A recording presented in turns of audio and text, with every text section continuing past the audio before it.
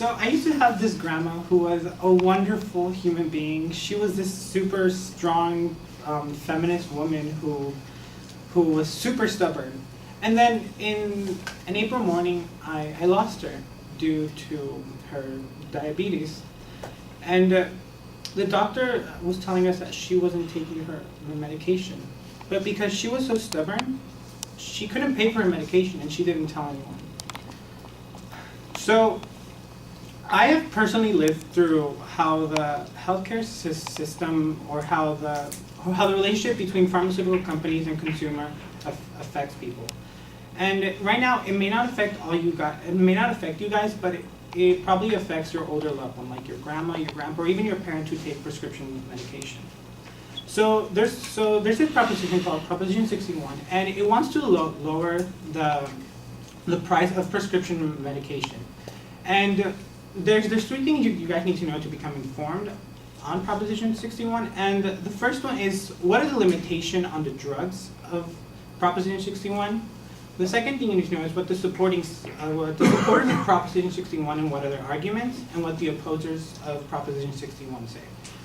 So let's talk about the limitations of Proposition 61. The first limitation that exists is embedded in the text. Because Proposition 61 wants to lower the price of drugs to that of what the U.S. Department of Veteran Affairs pay, the only drugs that will have a price decrease are the drugs that are used or consumed by the Department of Veteran Affairs.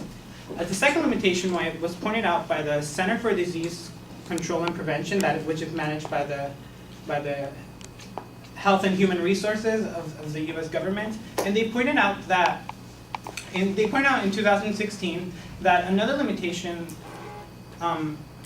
is that only the drugs that are covered by your health care plan are the ones that would have a price decrease. So there are two limitations. If it's used or consumed by the U.S. Department of the Veterans, or if it's in your health care plan.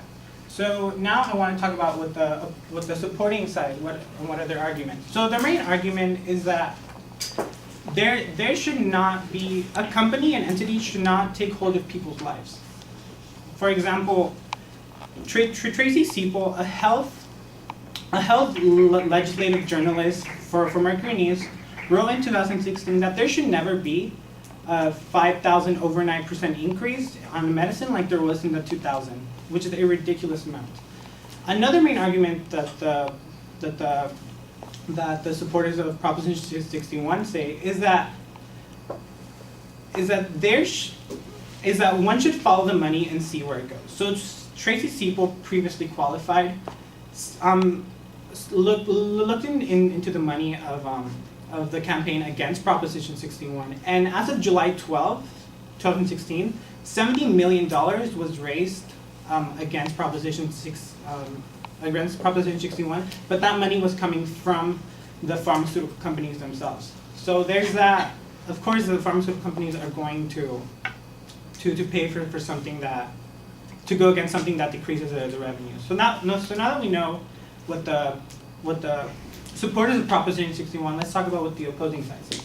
The opposers' main argument, a fallible one, is that they say that there's controversy between the writer of Proposition 61. His name is Michael Weinstein, and he is the founder of the AIDS Healthcare Foundation.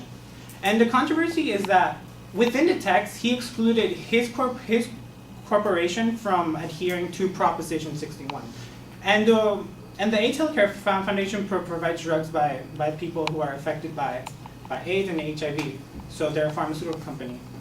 And they have been found to overbill patients just in LA and the LA County. So Kat Evergreen, a media reporter for Law 360, found in 2015 that the AIDS Healthcare Foundation had overbilled patients in LA County by $5.2 million.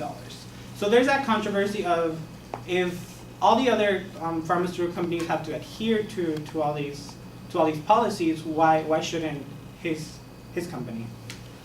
So in this speech, I have talked about the limitations that exist on Proposition 61, what the supporting side have their argument for the supporting side, and what's the and what are the arguments of the opposing side. And I just really hope you guys have become informed on this, so you know how to vote. And I don't know how it's going to affect you guys, but it personally affected me. And I'm pretty sure, I don't know how my grandma would have voted, but I'm pretty sure if something like this would have been when she was alive, she would have had more time with it. Thank you so much.